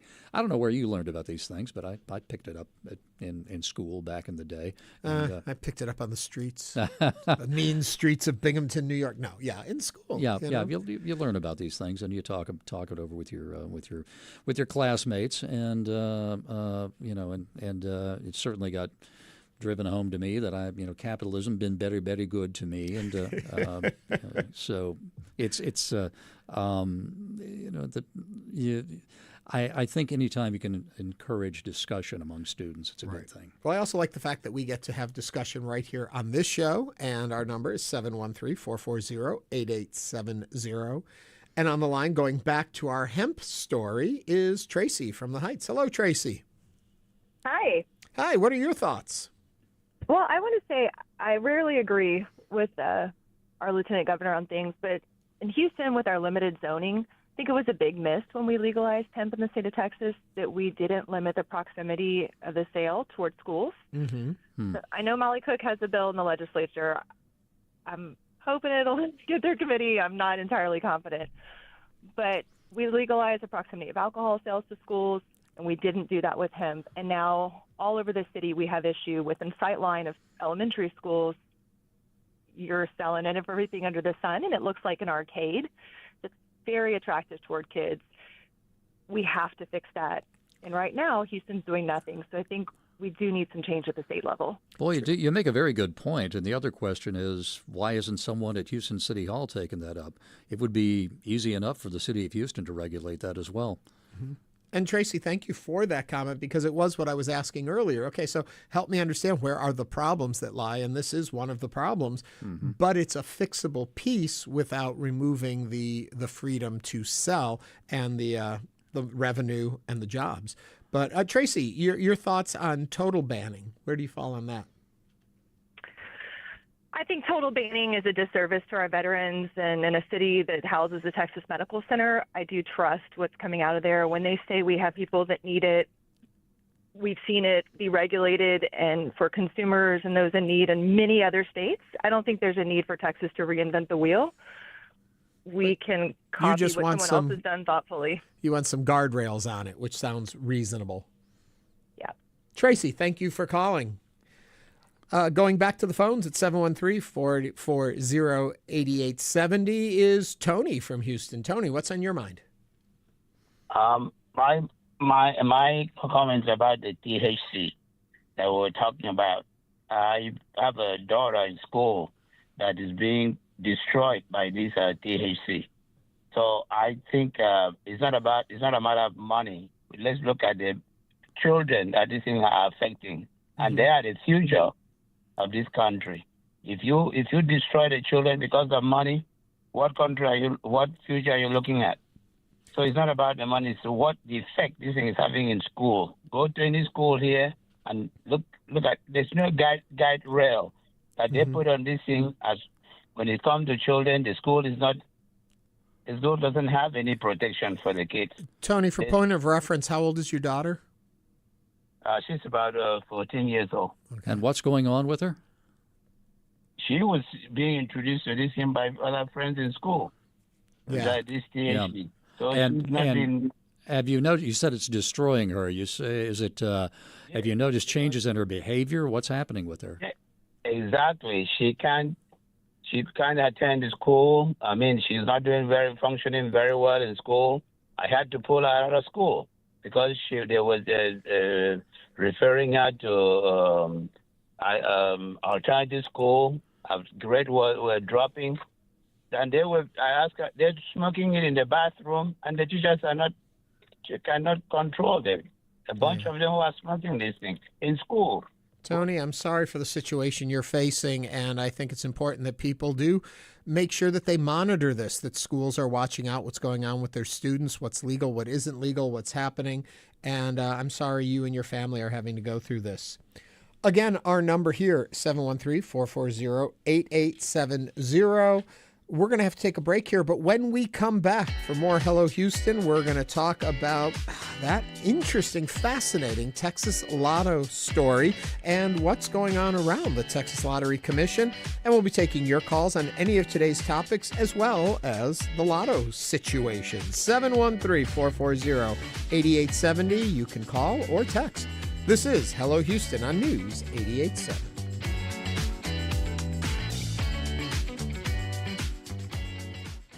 It's more important than ever to stay informed. That's why Houston Public Media delivers well-researched news that's free for everyone. And right now, your support helps make sure it stays that way. No subscription, no paywall, just news that's here when you need it. Give today to keep yourself and your community informed, no matter what the future holds. Make your donation now at houstonpublicmedia.org/donate. Or call 888-909-0887. This week on Science Friday, meet the super agers, those rare folks who make it to 80, 90, even 100 as healthy, active seniors. Researchers are studying these older achievers. Can what they're learning make your golden years brighter? Find out on Science Friday from WNYC Studios. You can hear Science Friday. It's coming up tomorrow at 1 p.m. Hi, I'm Craig Cohen, the host of Houston Matters. Join me weekday mornings at 9 or at your leisure on your podcast feed for your daily guide to the people, places, issues, and ideas that define Greater Houston. From politics to the economy, energy to the environment, healthcare to education to transportation and beyond. If it matters to Houston, it matters to us. Check us out wherever you get your podcasts or live on the air weekdays at 9 a.m. right here on News 88.7. Support comes from Texas Mutual Insurance Company, committed to strengthening the state's workforce and its communities through safety and wellness grants and education initiatives. More at texasmutual.com/community impact. Support comes from Downtown Houston Plus, with new businesses like Tenfold Coffee Company, Meow Wolf, Barbacana, Punchline Comedy Club, and Bubble Boba. Details at downtownhouston.org. And now back to Hello Houston. Call now, 713-440-8870, or email us at talk@hellohouston.org to get your comment in on today's topics. Here's Ernie Manus, Celeste Diaz-Sherman, and Frank Billingsley. Celeste and Frank are off today, but we are thrilled to have Doug Miller sitting in with me and for all of you. It's a joy to have you here, Doug. Thank you for Good to be here, this. Ernie. Remember, for anything we talk about on today's show, any of our topics, we want to hear from you too. 713-440-8870. Now, earlier this month, State Senator Bob Hall proposed legislation that would abolish the Texas Lottery Commission. The proposed legislation is in response to alleged corruption at the Texas Lottery Commission and a controversial Texas Lotto drawing back in 2023. Eric Dexheimer is an investigative reporter for the Houston Chronicle, and he's been following the story and is here now to discuss the controversy surrounding the Texas Lottery Commission. And as I mentioned, if you've got questions, give us a call, 713-440-8870. Welcome, Eric. Can you hear me, Eric? It's nice to be here. There you go. Thank you for joining us. So I can hear you. Okay. I guess to start it off, a little bit of what the corruption was. Well, I mean, I know that the senator has accused the Lottery Commission of corruption. I don't know that I've found anything illegal in my reporting, but what happened was definitely kind of unseemly and not very fair for Texas lottery players. The drawing that I wrote about happened back in April 2023, and that was when a group of professional gamblers from Europe purchased virtually every possible numeric combination for a Lotto Texas draw to guarantee that they would win a $95 million jackpot. There have been accusations that there was money laundering and that, questions about where the money came from and so on. But kind of what I've been able to establish so far is that if you were a lottery player who played in that game, you kind of played in a stacked odds situation that wasn't very fair. How did you get onto this story? Did somebody tip you off to it? I've followed every story you've done on this, and I've been very impressed by it. But I wonder, by God, how did you get the word on this? What got you suspicious? So there was kind of a big but brief to-do that happened right at the time of the drawing, which was, I think, April 22nd, 2023. And normally, Lotto Texas draws attract about 2 million ticket buyers. This one attracted 28 million. And so people who follow the lottery kind of were surprised at the volume of that. And when the jackpot winner was announced, the then executive director of the Texas Lottery Commission, Gary Grief, said that this was the result of some professional buying groups who had been attracted by this large jackpot. And that kind of interest layered and then it disappeared. And so as the 1-year anniversary of the lottery drawing came up, I thought I'd see what I could do to uncover who was behind it, who won the ticket and how they did it. And how did you go about that? So the trick was actually looking at the second place winners. We knew that the first place winner was an entity called Rook Texas. Texas law allows large jackpot winners, people who win $1 million or more, to remain anonymous. And so we couldn't really find out who they were or how many tickets they had bought. But the Lottery Commission keeps this database of winners. And so I started looking at second place winners and those people who had won 5 of 6 possible, they had selected 5 of 6 possible numbers. The state keeps track of people who win $600 or more tickets. So I went in to see how many tickets Rook Texas had won in the 5 of 6 drawings, and they had won every single one of the mathematically possible combinations, which led me to believe that they had actually purchased every one of the numeric combinations to make sure that they won that big jackpot drawing. And from there, I just kind of traced it back and got deeper and deeper into it. I was able to find that the state of Texas actually actively helped them win that and was able to trace it to a planner in Malta, which is an island off of Italy, kind of a haven for online gaming companies.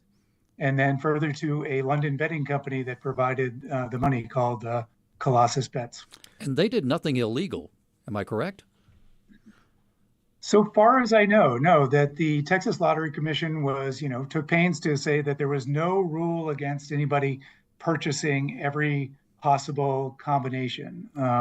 What I did determine is that the Lottery Commission appears to have kind of looked the other way as the planners for this operation, which actually took some logistical savvy, went about carrying it out. Let's just take a little step back here to help people understand. So, and I've thought about this a lot growing up too, about when you just think, because I love statistics, there's only so many combinations. They're thinking the same thing. When a jackpot gets high enough, it's going to outweigh the number of combinations. They came up with a way to get the vast majority of tickets, so they had the vast majority of possibilities, which I guess is about 23 million combinations, something like that.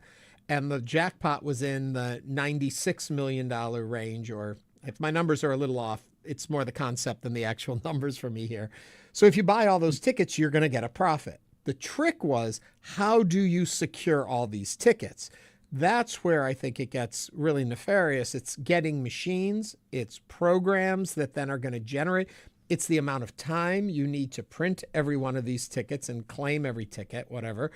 And they were actually purchasing, though, all the tickets. They didn't steal tickets, but it was this whole fascination with how they were able to do something that, from a bird's view of it all, is possible to do. Yeah, so there are actually two numbers that are important to anybody who might want to try this at home, right? The first is that the jackpot needs to be high enough to justify the cost of buying all the tickets, right? Right.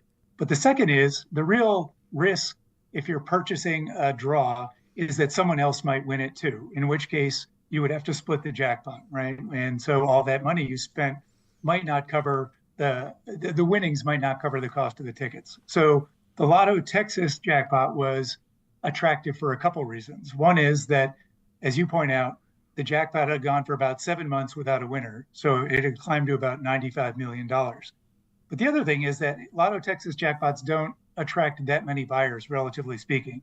It's usually 1 to 2 million. So what that did is it lowered the odds that you would have to share the jackpot. And working with a couple of mathematicians, they calculated the odds that, given the other players playing, it was about a 92% chance that they would not have to share it. So these people not only made a kind of, financially savvy bet in terms of playing it, but they made a financially savvy decision in terms of the likelihood of having to share it. The other consideration is that just because a jackpot says $95 million doesn't mean it's $95 million. Most lottos, you can either collect an annuity, which is paid out over 30 years. And so the $95 million is usually the advertised jackpot that includes interest that would accumulate over that time. Most people take the one-time payment, which is considerably less. In this case, that came out to about $58 million. So the final financial calculation is, what are the taxes on that, right? And so they usually go to about 35%, 40%. And so we calculated they would make they would clear about $20 million on this deal. As you pointed out, the logistics are complicated as well. There were 4 retail outlets that carried this out, meaning they had to print 25 million tickets over the course of 72 hours, which is the amount of time between draws. And the only way they were able to do that is with the help of the Texas Lottery Commission, which provided them with extra terminals. Lottery tickets have to be printed on official terminals. They also kind of turned a blind eye to the way they did that, which is the planners pre-programmed QR codes on their own private iPhones and then scanned them into the optical readers on the state terminals, which, if you read the Texas lottery laws, is a method that is not permitted. And this, of course, has led to the departures of many of the top officials at our state lottery, correct? There's one commissioner who quit, and then the executive director recently announced his retirement as well.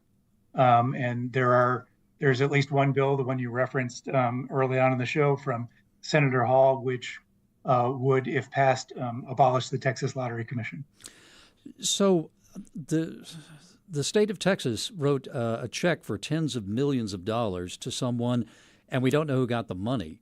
Is anyone talking about possibly introducing legislation that would require the government to the names of winners to be disclosed? How do we know that the lottery director's brother-in-law isn't winning the big jackpots?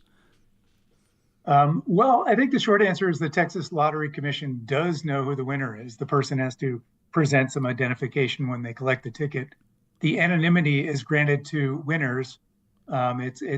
There was a law passed a few sessions back, and it was primarily to, for the benefit of people who won a large jackpot and suddenly got inundated from, all their relatives begging for cash, and for people who might, try to scam them out of their money. But I think that the Texas Lottery Commission, if it wanted to reveal who the winner was, could probably do that.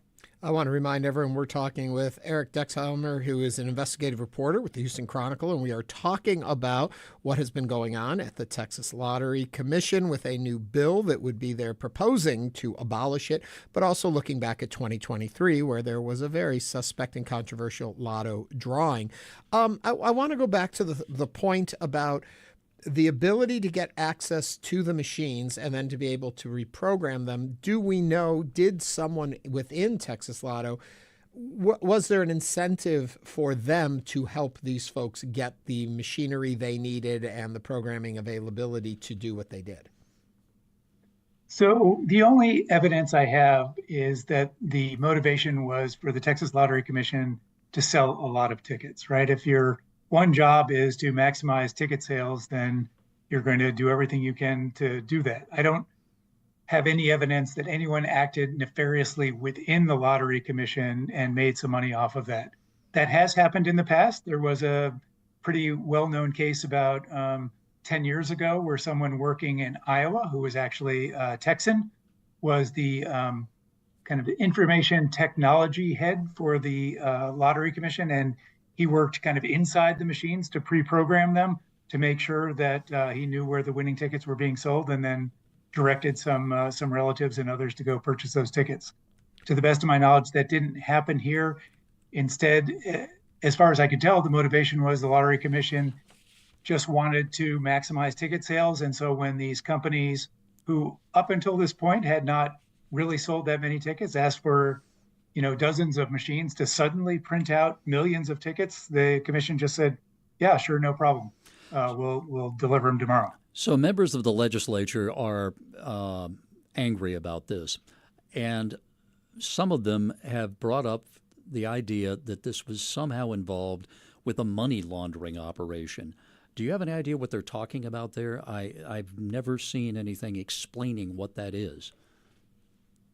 So for someone, let's talk theoretically, for someone who wanted to launder money, a operation like this would be pretty perfect, right? So again, talking theoretically, if you had $25 million of ill-gotten money, say that from selling drugs, and that you were able to turn that into a check issued by the state of Texas, that's a pretty perfect way to launder money. But do they have any evidence that this actually was the intent? Are they only speculating? All I've seen so far is speculation. I don't have any evidence of that.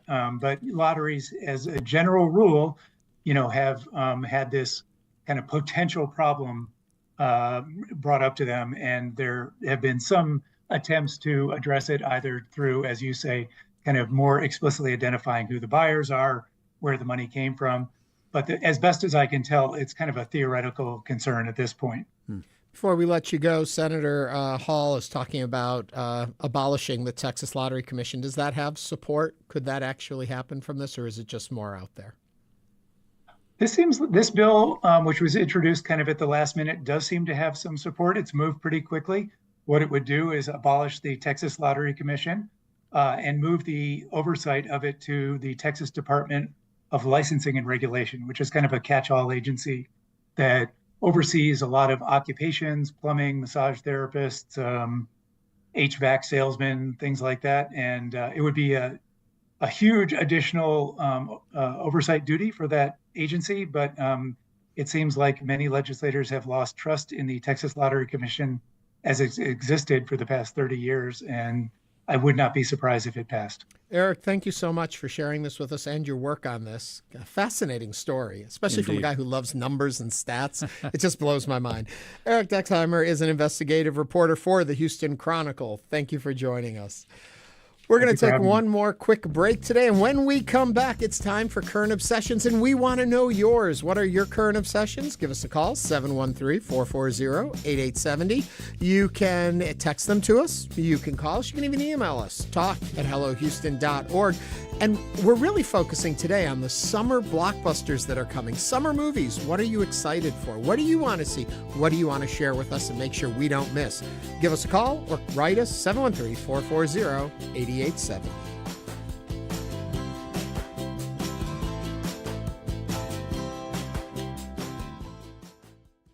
This week on It's Been a Minute, a man who was murdered forgave his killer in court. I believe in forgiveness and in God who forgives. Except it wasn't actually him. I'm getting into the ethical implications of AI after death, in and out of court. And on Wildcard, musician Casey Musgraves. Life keeps getting better as I get older. I do feel that. That's on It's Been a Minute and Wildcard from NPR. You can hear that Saturday night at 6 p.m. Hi, this is Matt Harrop. There's been a lot of news to cover in Houston over the last few months. Keep listening to Houston Public Media for the latest, and if you've got a car, truck, boat, or RV you don't need anymore, donate it to the station. It could be worth hundreds of dollars in support. The donation process is easy for you, and we'll pick up your vehicle in any condition. Here's how to get started. Go to houstonpublicmedia.org/cars to learn more. Thank you. Your support allows Houston Public Media to be a vital source of education and connection, providing free access to programming for all ages. We are grateful to these Catalyst supporters. Their generosity fuels our ability to innovate and be prepared for whatever the future may lead. John Bradshaw, Estate of John Iman, Margaret and Vince Foster, Estate of Marcia Moore, Estate of Billy Winkleman, and the Wortham Foundation. Thank you.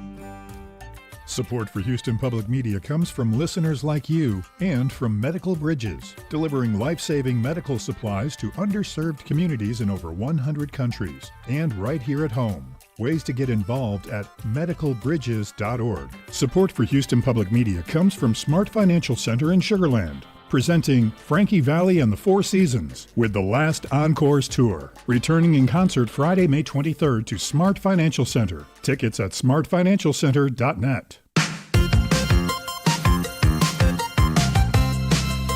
And now back to Hello Houston. To comment on any of today's topics, call 713-440-8870 or email us at talk@hellohouston.org. And now here's Ernie Manus, Celestia Sherman, and Frank Billingsley. Fooled him again. You're not How about Frank that? or Celeste. No. No, you're Doug Miller. Do you love movies? Who doesn't? Well, some people don't. Some people don't go to the movies. They stay home. If you're wondering why I'm talking about this, it's time for our current obsessions. This is the rundown of things that we are currently seeing taking over all of our free time. Now, with the Memorial Day weekend coming up and the beginning of the summer movie season, so many big movies are ready to be released, including this weekend's Mission Impossible. So we're doing a special summer edition of Current Obsessions. For example, if there's one of the biggest movies I just mentioned, Mission Impossible, but what is exciting you for summer movies? Give us a call and share it with us, 713-440-8870. Now, as much as Doug and I like to think we have our pulse on pop culture at a high level, we thought we'd invite a couple other people in who really do love film. They happen to be two of Houston, the two, I should say, Hello Houston producers. It is Garrett Bowman. Hello, Garrett. Hey, how's it going? And William Menivar. Hello, William. Hi, hello. Thanks for having us. We are going to talk movies, and I know both of you love films. So if you want to join in with us, tell us what you think of the upcoming film slates. 713-440-8870. Gentlemen, I'm going to start off with you each.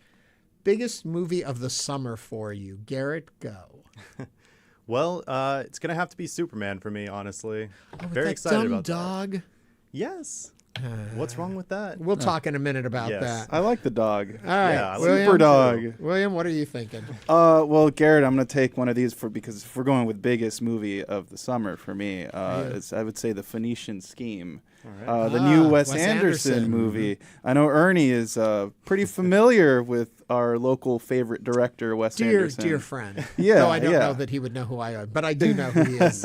And Doug, how about for you? Throw you into the mix. I'm really interested also in seeing Superman, not so much for Superman, but I want to see Rachel Brosnahan play Lois Lane. Who better to play Lois Lane than someone who has already played a rather spirited Gothamite when she played the marvelous Mrs. Maisel. Can't wait to see that one. Good points there. Am I the only one bothered by this dog? Yes, you are, actually. And don't get me wrong, I understand that Superdog is a thing and that it exists.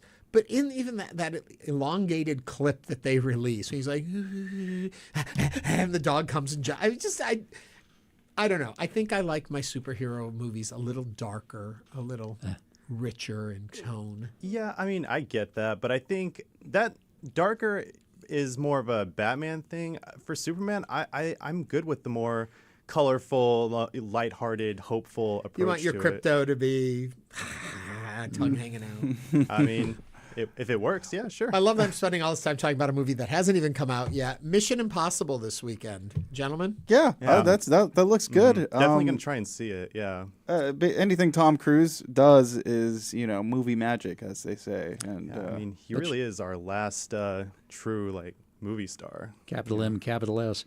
But seeing that last movie, it got to the point that the stunts got so out. It looked like a Roadrunner movie. I mean, they were just dropping anvils on him, and he's falling off of cliffs. But that brings up a point then for all of you. What is there left to do with Mission Impossible? And supposedly this is the final one. Okay. But how much more can they amp it up? A plot to send a nuclear bomb to the core of the planet. Wait, that's Austin Powers. Never mind. That's already been done. So I don't know how much further they can go. Or how about this? Tom Cruise supposedly has cut a deal to fly into space and do a movie on the International Space Station. Okay, blow up the moon. That's the next step. Yeah, it does not surprise me. Okay, for families, what do you see that's big on the horizon?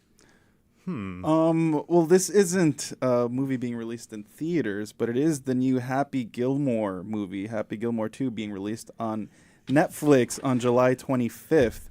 Adam Sandler's latest installment in the Happy Gilmore series. I laugh when you say that because I'm thinking more Lilo and Stitch. I'm thinking family movies, and you go to Happy Gilmore. That's a family movie, I would say. You would say? Yeah, it's a nice lighthearted comedy. Yeah. I saw a lot of Adam Sandler movies as a kid, so... Well, that explains a lot. No. The other flip side of it now, Sinners has been huge at the box office. What do we have to look forward to in the horror genre? Well, 28 Days Later, it's the... 28 years later. 28 years later, I should say, yeah. I've been waiting for that movie for what feels like 28 years. I'm a big fan of the first one. Yeah. I'm a big fan of the first one, and I'm excited to see what they do with it. It's Danny Boyle and Alex Garland returning to write and direct. And they did the first one. So. Yeah. Any excitement for Jurassic World? Oh, I mean, Scarlett Johansson's in it. From what I see, it's a very top secret operation that haven't released much info about it. But I did read that they're kind of returning to the roots and making it a little more Spielberg-y, for this new installment. I'm excited for that too, for that same reason. I just feel like the last two Jurassic World films kind of moved away from, I thought, what was so great about the original film. So I'm excited to see this new one kind of go back to the roots a little more. Yeah. Well, speaking of reboots, I saw that The Naked Gun is getting a bit of a reboot. How did I miss that? Liam Neeson. of all people.